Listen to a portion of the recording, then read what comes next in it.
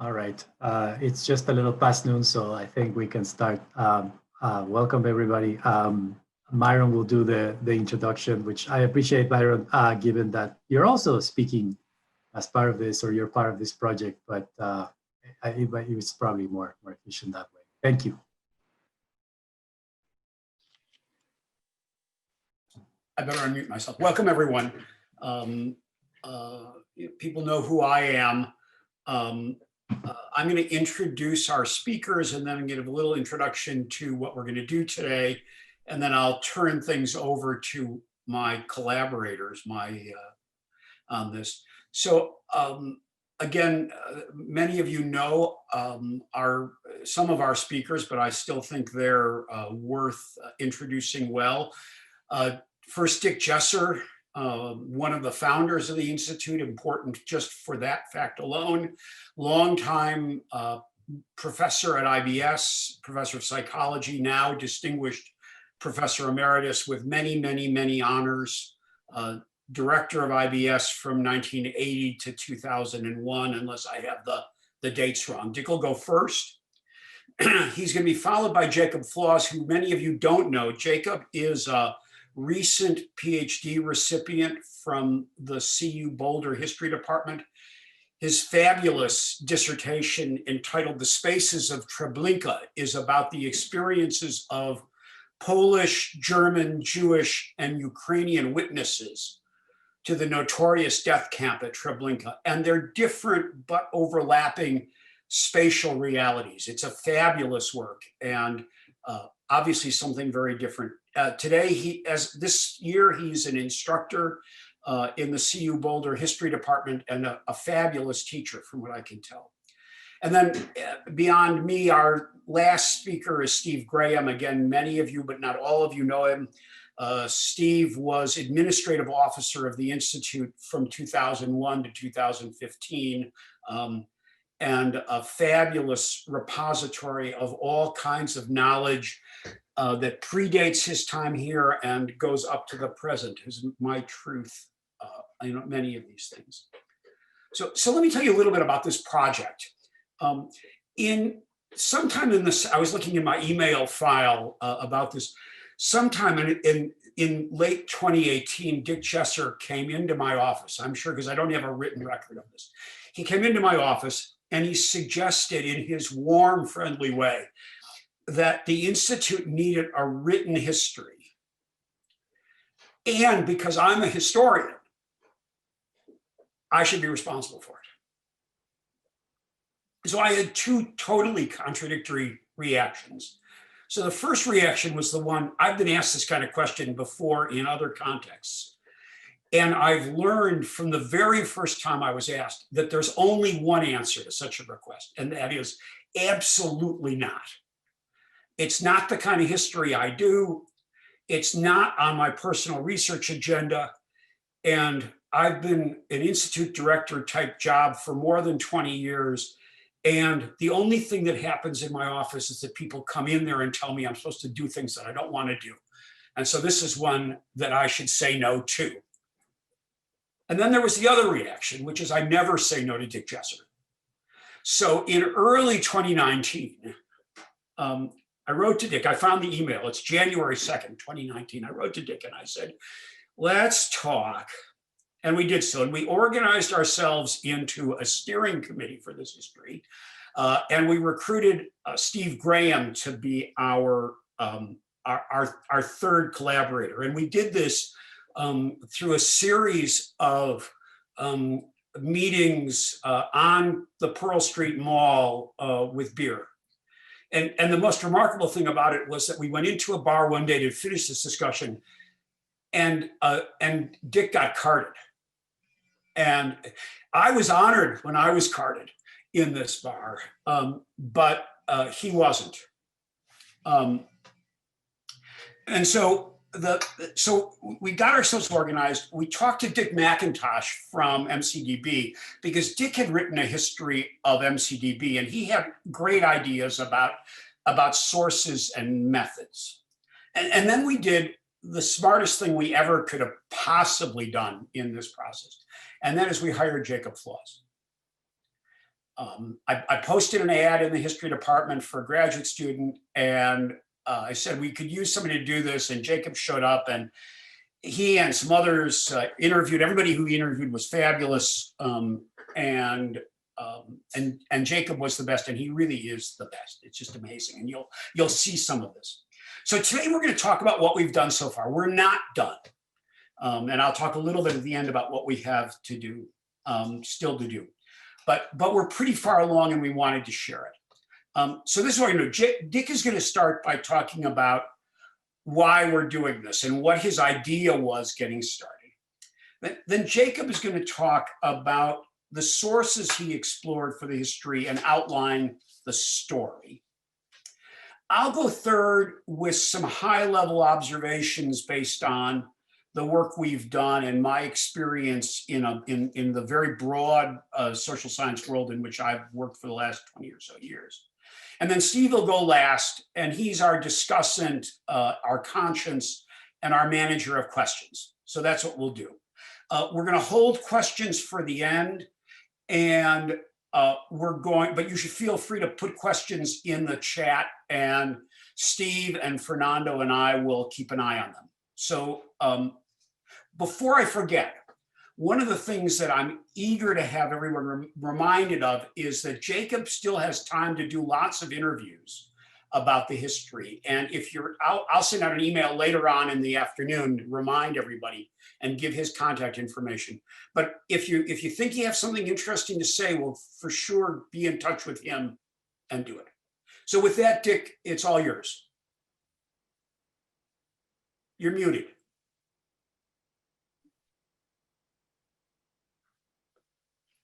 Can somebody unmute Dick?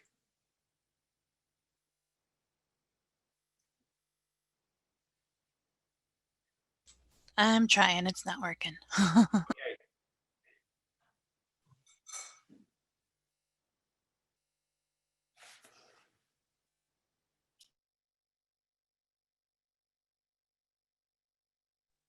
It looked like Jane was there. There we go. I think I was counteracting it. Sorry, Dick. There you go. You're good.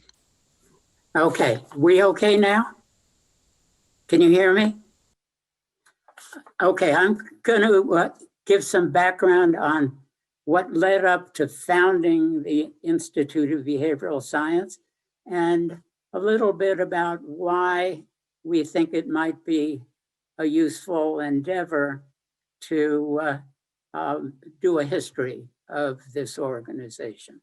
So I'm going to read this, but I'm going to read it slowly, so I hope it communicates. The idea of establishing a new kind of academic organization to foster social research on this campus, one that was outside of the university's traditional organization of knowledge into departments and disciplines, began to percolate here at CU in the mid-1950s. That's probably before most of you were born. A group of us social science faculty representing psychology, sociology, anthropology, political science, and economics, concerned about the limited reach of our work, began to hold informal discussions about how to make our research more socially significant. My own research, as a personal example, involved laboratory studies with college sophomores, as well as studies of rats running in mazes, neither one likely to change the world. It was a time of intellectual ferment in academia more generally, a rather pervasive sense of disappointment with disciplinary accomplishments in the post-World War II era. It was in that intellectual context that the Ford Foundation made a major investment in the early 1950s in what it called its behavioral sciences program. And it also established the Center for Advanced Study in the Behavioral Sciences at Stanford. Behavioral science was a new term in the academic lexicon, and the Ford Foundation intended it to refer to three things. First, an interdisciplinary approach to research. Second, a concern for knowledge that served human needs, that is, an orientation to social problems. And third, a recognition that the term behavior would include subjective behavior, that is, beliefs, attitudes, expectations, motivations, and so on, a major shift away from psychology's preoccupation with so-called objective behaviorism. These were similar issues to those that were already being discussed in our informal group. And indeed, as you know, they are the imperatives that have reverberated throughout IBS's history. One more important influence on a behavioral science orientation in the 1950s was the growing awareness that logical positivism, an epistemology that had dominated post-World War II social science, was not only inappropriate, but that it was actually impoverishing social inquiry. Our informal discussions were responsive to this new intellectual atmosphere, and they resulted in a decision by our group to seek a new kind of organizational unit on this campus, one that was outside of the traditional departments, in order to pursue interdisciplinary social inquiry, that is, an Institute of Behavioral Science. Professor Kenneth Hammond of psychology and I were delegated to take the initial step of gaining administrative approval of such an institute. In the first month of 1956, we made an appointment to see the CU president at the time, Ward Darley. The president's home was then on the campus in what is now the Koenig Alumni Center. When we arrived for our appointment, we were told that the president was upstairs, sick in bed, but that he still wanted to see us. So we went upstairs, found his bedroom, approached the bed. He looked up at us and said, "What do you boys want?" Standing there beside his bed, we laid out the case for the proposed new institute. He listened carefully and then expressed approval of the idea. That approval set in motion a number of subsequent steps that eventuated a year later on March 22nd, 1957, in the CU Board of Regents formally approving the establishment of our Institute of Behavioral Science. How would you like to go see the president to get something done today in these days? Initially, IBS was made up of a collection of the research bureaus already existing in the various social science departments. For example, the Bureau of Economic Research, the Bureau of Sociological Research, etc. That is, IBS initially was organized as sort of a holding company for the research activities in the separate departments. It took about a decade to realize that that way of functioning was only reinforcing discipline-based research. Therefore, in the mid-1960s, IBS reorganized itself into its current structure. A small set of research programs, each composed of members from more than one discipline, and each dedicated to undertake interdisciplinary research on a significant problem of societal importance. in the intellectual history of the social sciences, indeed, in the larger history of ideas, the establishment of an institution like IBS to pursue interdisciplinary research was a transformative innovation for social inquiry. It reflected recognition that a firm grasp on complex social problems required exploration beyond the boundaries of any single traditional discipline, and it promoted the exploration of the interstices among the various social science disciplines. Indeed, Bernard Berelson, in his article for the 1968 International Encyclopedia of the Social Sciences, prophesied that, and I quote, "The new field of the behavioral sciences will in all probability be ranked among the most important intellectual inventions of the 20th century." It's quite a prophecy. It was in light of this background that it seemed to us a worthwhile endeavor to undertake a history of IBS as a unique case study in the development of the social and behavioral sciences, and to use that history as an opportunity to appraise the degree of its success in carrying out its mission of interdisciplinary inquiry. Thank you.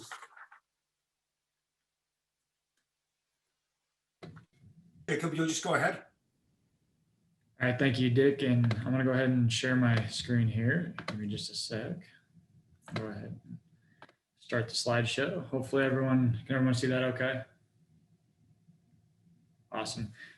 So again, thank you, Dick, for giving that background. That certainly helps. And I wanted to thank everyone for showing up today. It is a pleasure to see you all. And I've talked to many of you for the scope of this project, and it's an honor to be able to interview all of you and get your take on the history of IBS. Like Dick said, overall, the scope of the project was to trace the history of IBS as a case study in interdisciplinary institutions that began with an idea. And here 65 years later, that idea is still going as strong as ever. And what I found is what makes IBS unique is not just the case study as a factual example, but the people and the atmosphere that IBS has cultivated over the course of 65 years. It's more than just an institution, is the general idea that I got from the paper documents as well as the people that I talked to. And in fact, that's why I wanted to start with this picture of the very first IBS newsletter from December of 1959 called the Instructor. And if you look on the top right, you probably don't have time to read it all right now, but essentially on the top right here, this Christmas party has an emphasis on the social side of its sciences. And you can see 35 invitations were sent. That's the size of IBS at the time. And then at the very bottom, it says that there was a formation of an impromptu institute band with Dr. Dick Jessor as the guest conductor, and Christmas music of a strange vintage evolved. I think that's a great way to capture the atmosphere of a place that here's the factual history, but here's the color of that history. And it's pretty awesome. That's what really drove me for this project. So sources, for this project, my source base was extremely varied and actually ended up being rather rich. We didn't know what we would find. My first stop was the IBS Archives, and which was really the basement of the new IBS building. Needless to say, these helped me get a feel for names, personalities, who was who. We jumped on this trend, and I actually then went to the library and brought up every single directory from 1955 to the present, and went through, wrote down, took pictures of every single directory, and got a list of names and departments, and so that we could trace how did the programs change and who was who. The next stop was the Archival Holdings in CU's library.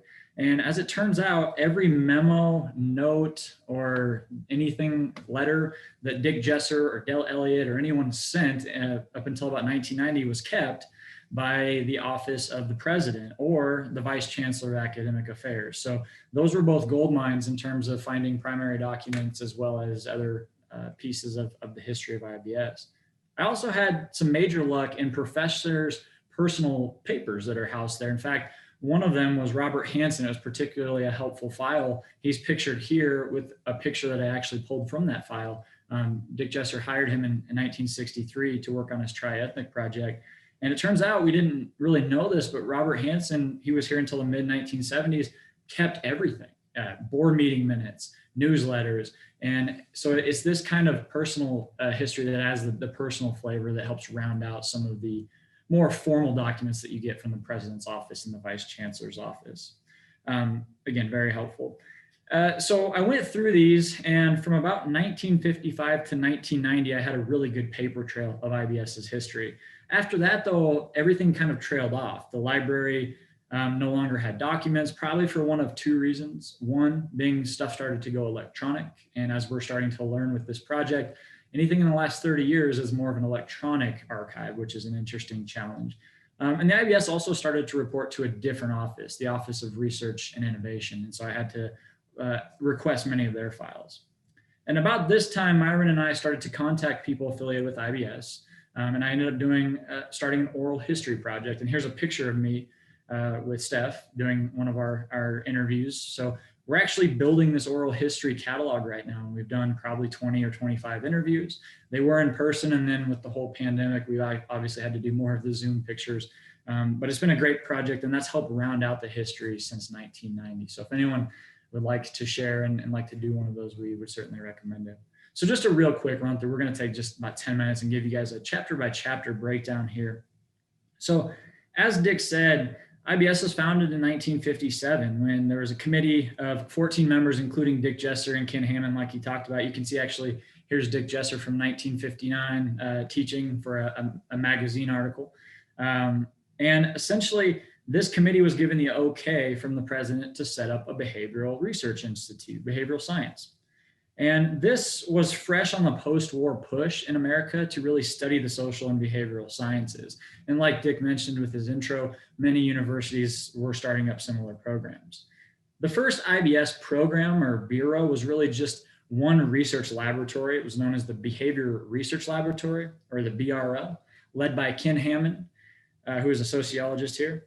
And although IBS had been launched technically in 1957, only one program initially was viable. Everybody else was kind of waiting in the wings.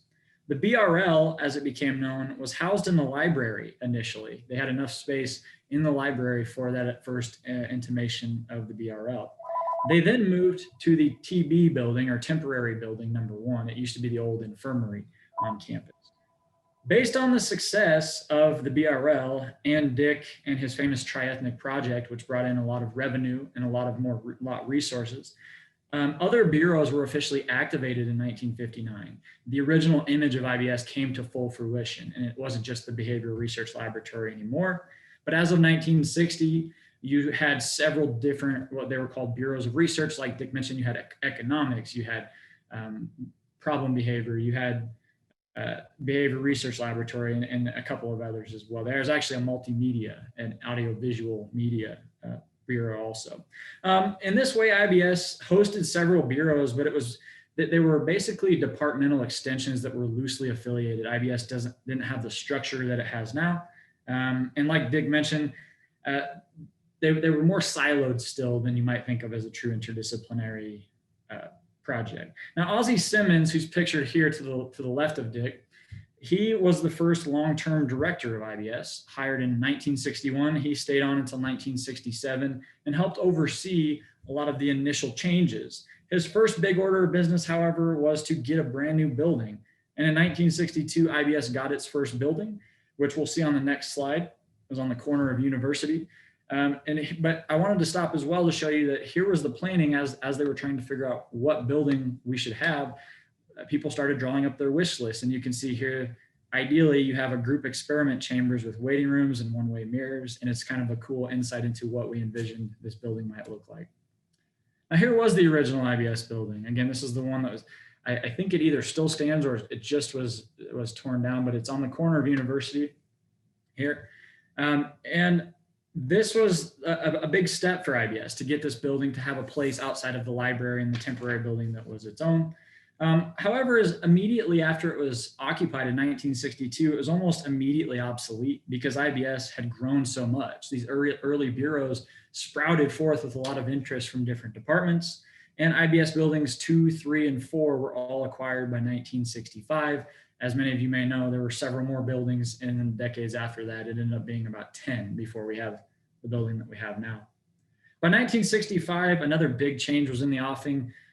Dick mentioned this as well, but Ozzie Simmons and the other IBS leaders making up the board decided to reorganize IBS into programs of research focused on questions around societal problems rather than what was becoming largely siloed bureaus that weren't really achieving that goal of interdisciplinarity.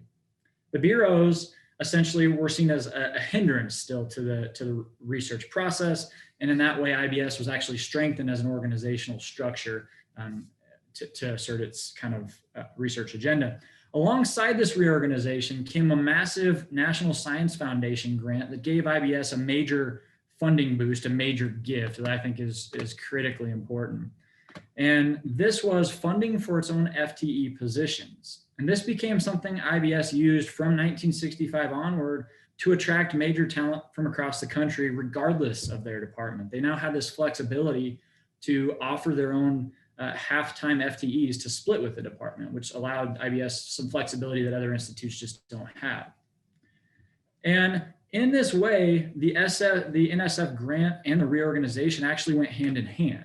So since IBS could now make a hire and slot that person into a program of research instead of a department. Early hires from these new FTE lines included people like Kenneth Boulder, who's a renowned economist, and Della Elliott, who would go on to become a staple in problem behavior and the Center for Study and Prevention of Violence. After the reorganization, though, Simmons soon stepped down in 1967, and the search began for a long-term director. Sorry, just checking this here. Sorry, getting ahead of ourselves on the slide here. So in 1970, Gilbert White, renowned geographer, was hired, and he would direct IBS until 1977. He immediately made his impact known by winning a grant for an assessment on natural hazards that would launch first a major conference, which took place in Colorado in 1973, and then a center within the newfound program on technology, environment, and man. As a result of this environmental push, which is really led by White's research on flood and plain management, other programs like economics and problem behavior also started to perform research projects on environmental questions. And I think this is a great example that showcases not only interdisciplinarity within IBS, but with new funding streams in environmental research, people were able to adapt to study environmental questions, even if their field was sociology or psychology. And it also shows some of the influence that White had with his interests and his persona. The 1970s saw a dynamism in terms of opening up new types of applied research. How do we apply this to society? And again, that's a factor of the problem-based program. White, again, it also saw a growth in personnel and in graduate training programs. This became essential. And it was a time to experiment with different ways of collaboration. As you can see a picture of Gilbert White here at the top. The 1970s also saw a bombing of IBS. In 1970, when an unknown person or persons, but probably someone angry over the Chicago 7 trial, that there were riots going on at the time, threw a bomb into the basement window of the IBS building. And they damaged the toilet, they damaged some fixtures, but other than that, everyone was unhurt. Later investigation showed the attack was probably directed at IBS because of Jessor's support for minority student programs, a cause that he doubled down on afterwards. And in fact, I found really compelling information from students who were so pleased with Jessor trying to set out these minority programs that they came and offered to guard IBS during the night after these bombings, which I think is pretty cool. The 1970s also saw the rise of computing services. And here's a picture of Zeke Little. Zeke came to IBS to run the computer program in 1969 as a graduate student. This picture's from the 1980s. He was here a long time, but it just kind of shows another aspect of IBS that really has developed since the 1970s as well. Chapter 4 explores the second reorganization period in IBS history. It was marked by the retirement of several big names, I guess if you want to call it that, in IBS in his first 20 years, including Gilbert White, who retired, and also Ken Boulder, who's pictured here on the right. And then Ken Hammond, who was there at the founding, along with Dick, he retired as well. And then Stuart Cook, who had been a long time director, as well as someone who had been with the program quite a long time. He was interim director from 1977 to 1980. In 1980, after these retirements, Dick Jessor became director, a position that he would hold until 2001. Soon after, Jessor undertook a major reorganization. He realized that this was a change of guard, per se, in the intellectual history of the Institute. And the first thing he did was redefine which programs should stay and which should go. The result became a new way to evaluate different programs to ensure that the programs at IBS remained relevant to policy and society questions. If not, they could be dissolved. This was a new way to evaluate the research that was being done to ensure that it remained interdisciplinary. In 1983, the first set of bylaws was issued from IBS, compiled by Jessor, the IBS board, and Mary Axe, who was a longtime administrator in IBS. The bylaws also set up a more robust administrative structure for the program. Essentially, before this, the IBS structure was badly outdated. It dated more to the bureaus, where IBS was a weak administrative structure. And after the 1983 bylaws, you had a strong administrative structure that helped the Institute become more autonomous. I wanted to also share with you a toast that Ken Boulding gave when he was on his way out and as Dick Jessor was coming in. And this should give you, if anyone knew Ken Boulding, he was kind of a wordsmith. He had many different interests. He's kind of a Renaissance man. In fact, Dick Jessor told me he once was in the middle of they were on a Grand Canyon trip, and Ken would go to the middle of the rapids to find a rock to read poetry on. This was the kind of guy he was. But here's the poem. I'll read it for you here. It said, "Here is a toast to Stuart Cook, who left his academic nook to save our institute by hook, though not, of course, we add by crook. For when our Gilbert White forsook his job to take a better look at how disasters brought to book, Stuart the reins with skill he took. And here's to Stuart Cook's successor, whose name is Dr. Richard Jessor. He leaves the niche of professor to be our budget's second guesser, and none who would wish to be assessor of who is greater, who is lesser. Of both we are proud to be possessor and proud to be an IBSer."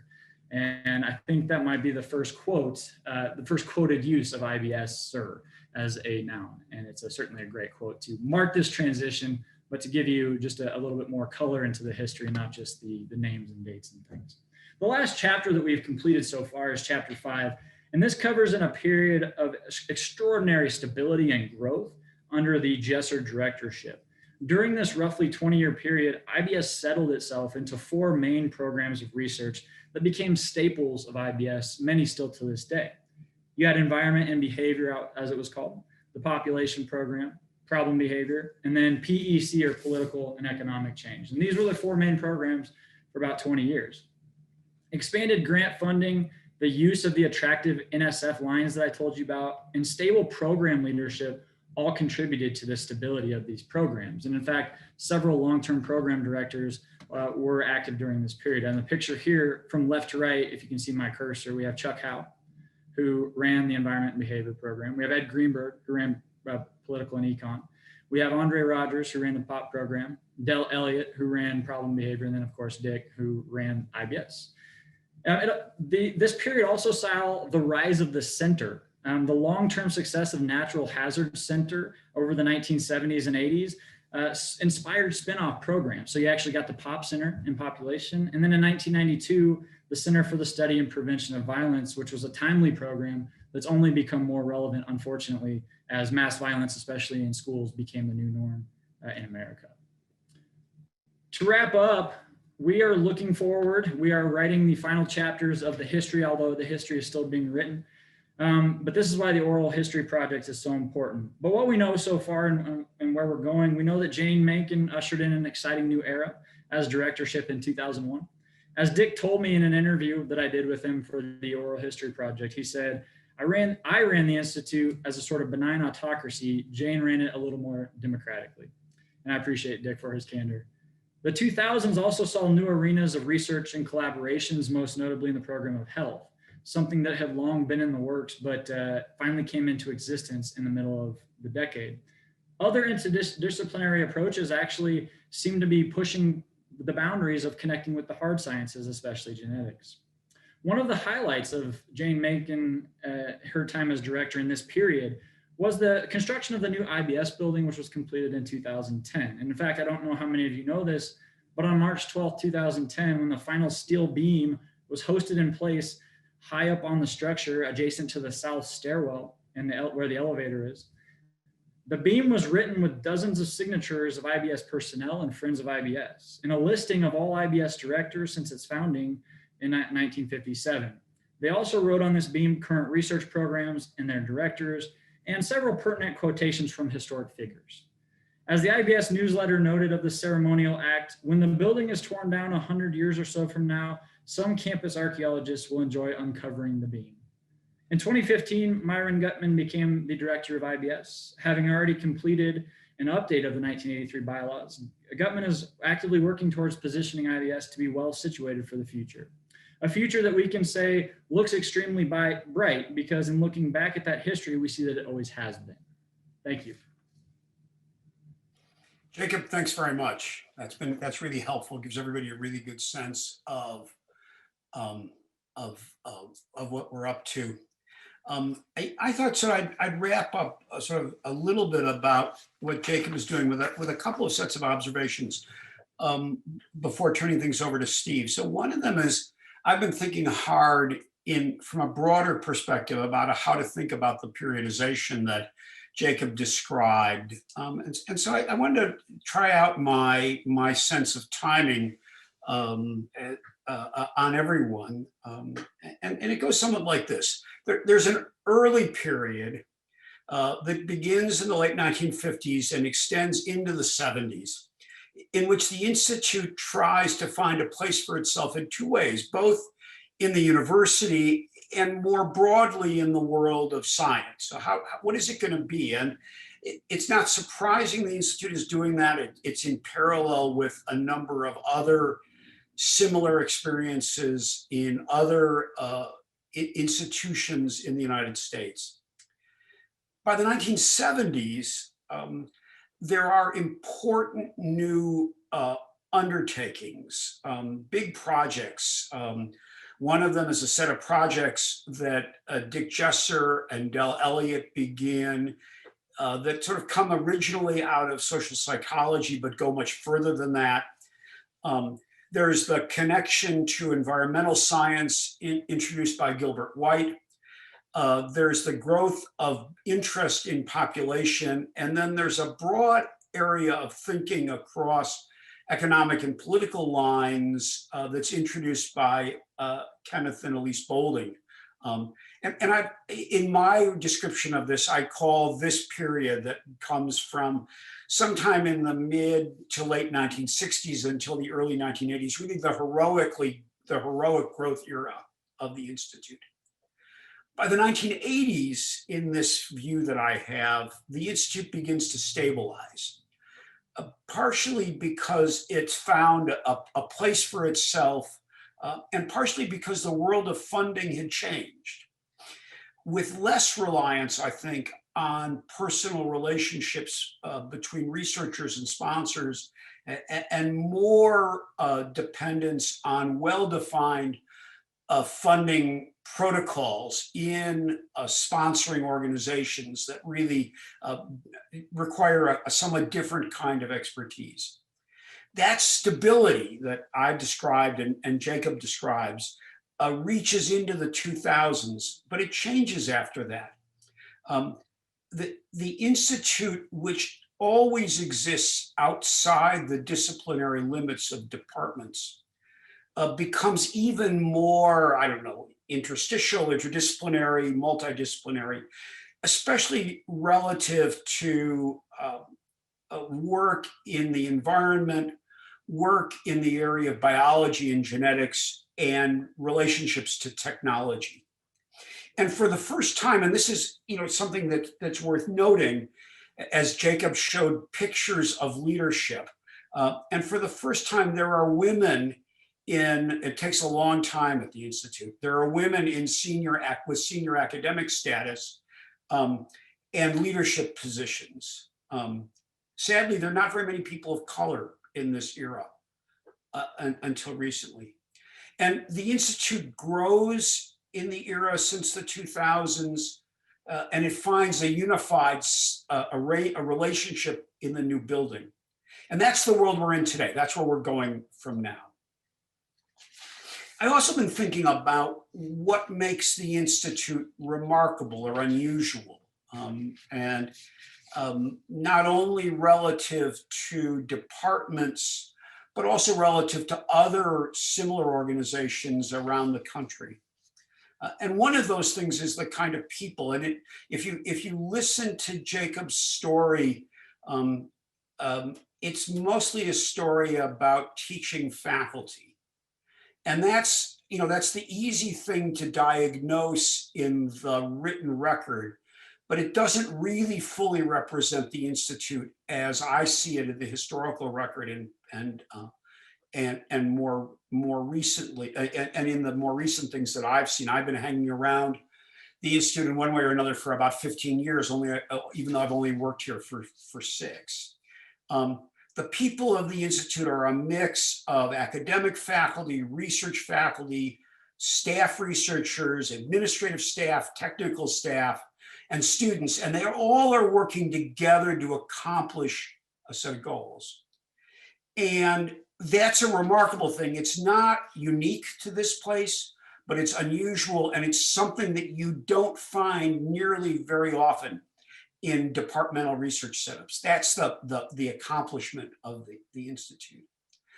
And then, as Jacob pointed out, what makes this place very unusual in the context of American research institutions is the presence of our own, is the ability to have our own faculty lines, which is a very rare organizational thing. It gives us a tremendous institutional heads up.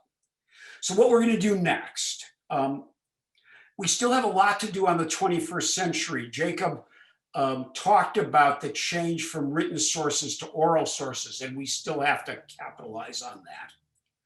We also have a lot of work to do on what historians might call the intellectual history of the Institute, and we're putting together a bibliography and thinking about how to write about that. And we could use more interviews. So that's where we're going in the future.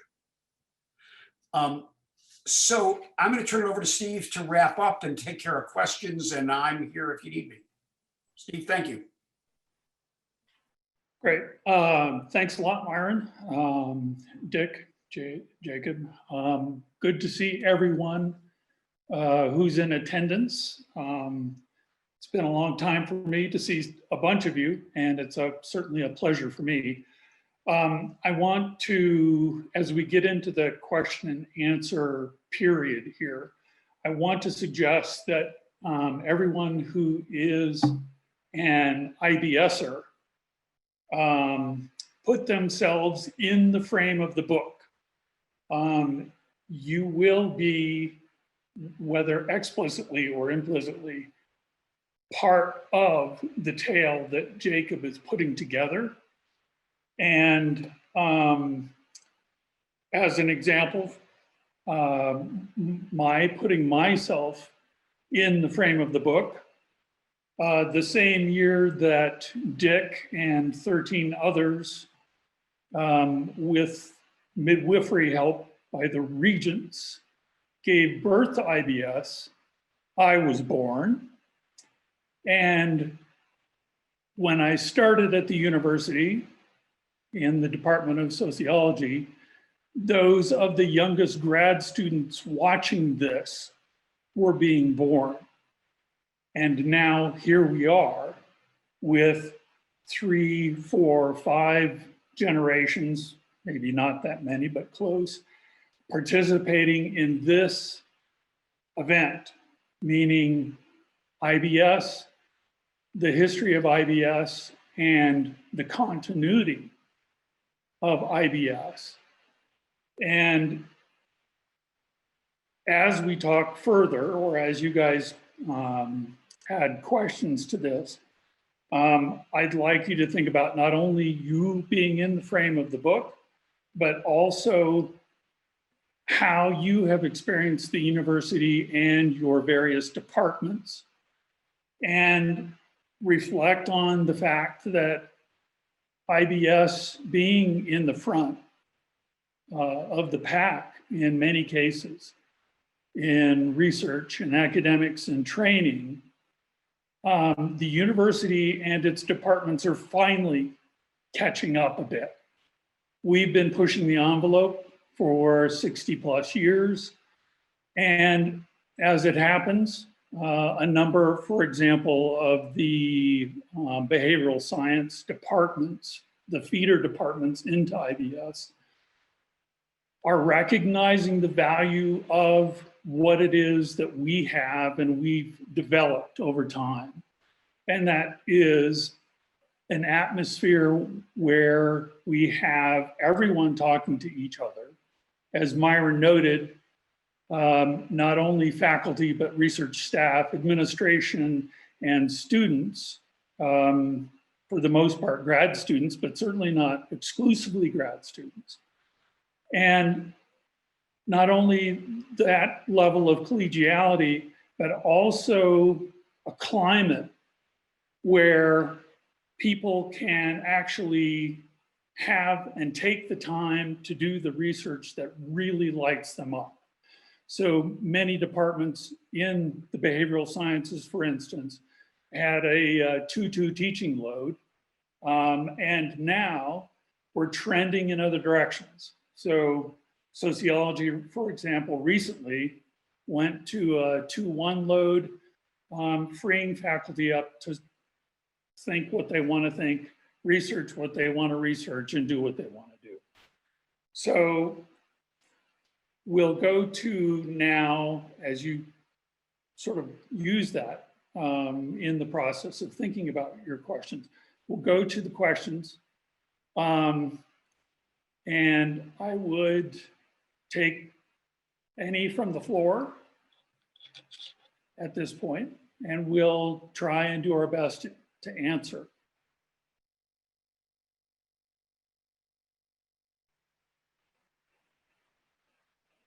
Anybody? Anybody?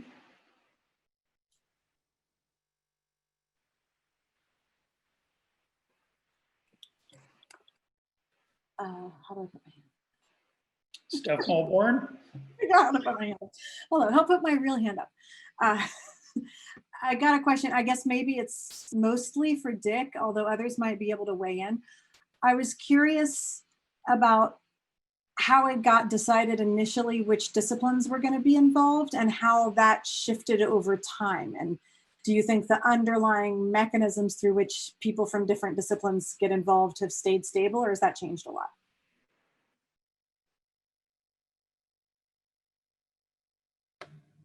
Yeah, You're muted, Dick.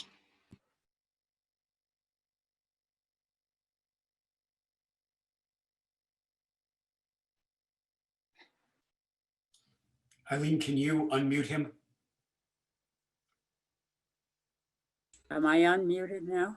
You're muted, Dick. I'm okay. You're okay. Okay. Initially, the group that got together happened to meet at the faculty club having lunch. And so it was a catch as catch can kind of thing. But ultimately, it drew in representatives of, I don't have the data and I don't recall all of it, but most of the social sciences. I was trying to think the other day of whether we had a geographer in our group, and I actually can't remember that. That was a very small cadre, maybe a dozen people ultimately, but IBS has expanded hugely over the decades so that it's reached out certainly on the biological side, and we have people like Jason Boardman working at the nexus between genetics and social science, and we have reached out on the other side into the humanities and history, and I think we have a director now who's a historian.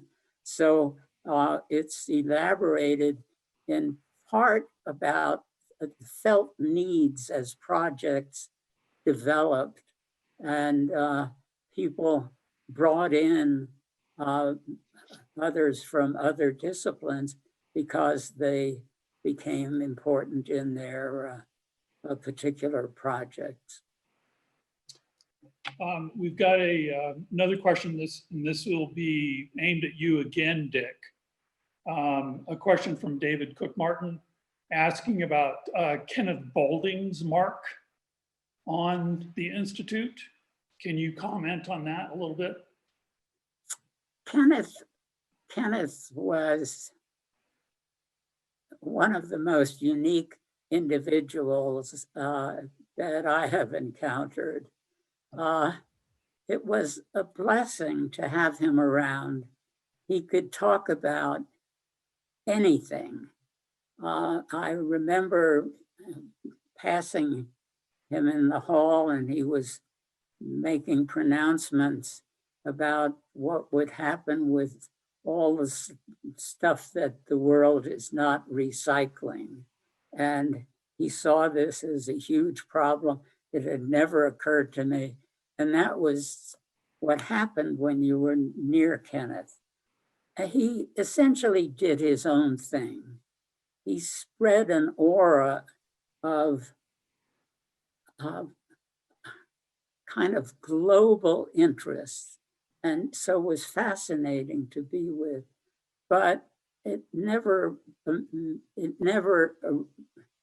accomplished a real programmatic research program, and in that sense, it really was only after he was succeeded with efforts to sustain his interest in political and economic change that the program that there began to be something of a program. So Kenneth was in his own being and wonderful to have around, but not to build a research program, not to get funding, etc. Great, thanks for that, Dick. I see that Mike Radlett may have a question. Thank you. A question for Dick. And I just wonder how many hours you've spent debating Institute of Behavioral Science versus Institute of Behavioral Sciences. And if you could tell us a little bit about some of those conversations. Yeah, I didn't want to bring that up today, but sorry. I have actually written about it in a book that I organized a 25th anniversary series of lectures here and had about a dozen distinguished social science colleagues from around the country, around the world actually, and edited a volume of their lectures, which spanned 2 years, 2 academic years, called Perspectives on Behavioral Science. And in the initial chapter, I actually entertained the distinction between what the Ford Foundation undertook, which was a program in the behavioral sciences, plural, versus our institute, which is an Institute of Behavioral Science, singular. And I try to entertain in that chapter, introducing the volume, what the distinctions could be. The Ford Foundation was not seeking to set up a new discipline, a kind of supra-discipline called behavioral science. And that's why they kept the plural. In the center at Stanford is called behavioral sciences in the plural. The alternative is a singular notion in which there is the quest after a more integrated model of behavioral sciences, where there are logical connections between the constructs in the different disciplines. I use my own work to suggest, for example, that when Merton in sociology was doing his work on the concept of anomie, that was a concept that referred to a social structural situation of lack of consensus among people in an interacting community. Well, if you look at that and ask the questions, what would be the psychological reverberations of living in that setting without consensus about norms? You might then say, well, the feeling of alienation at the individual psychological level.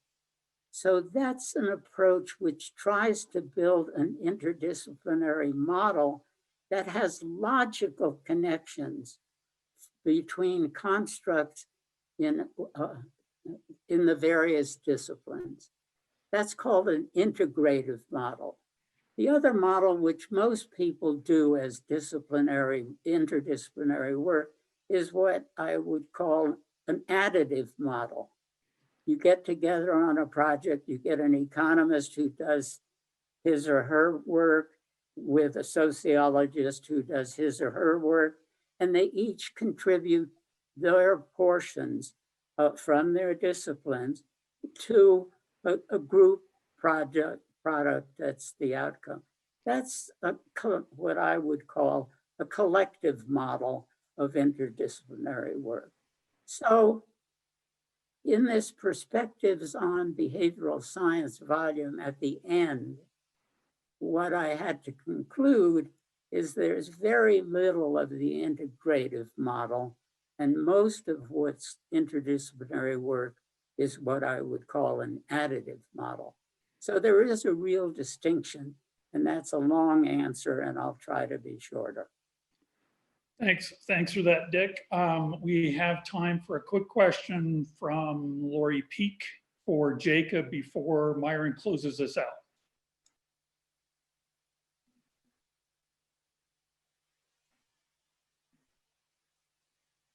Lori Peak, are you there?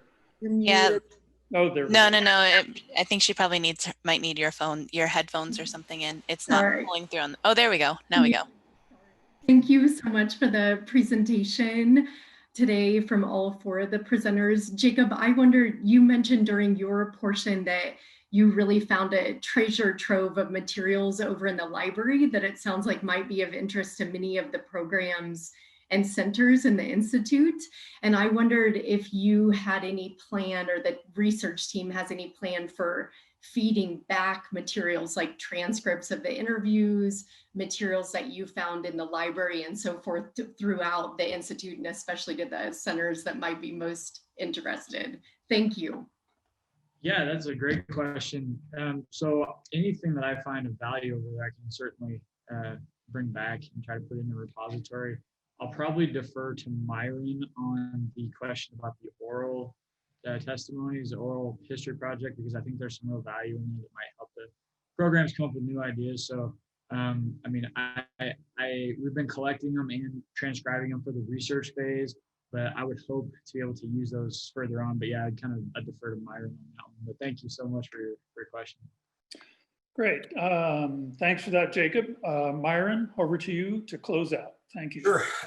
Just to follow up on Lori's question and Jacob's comment.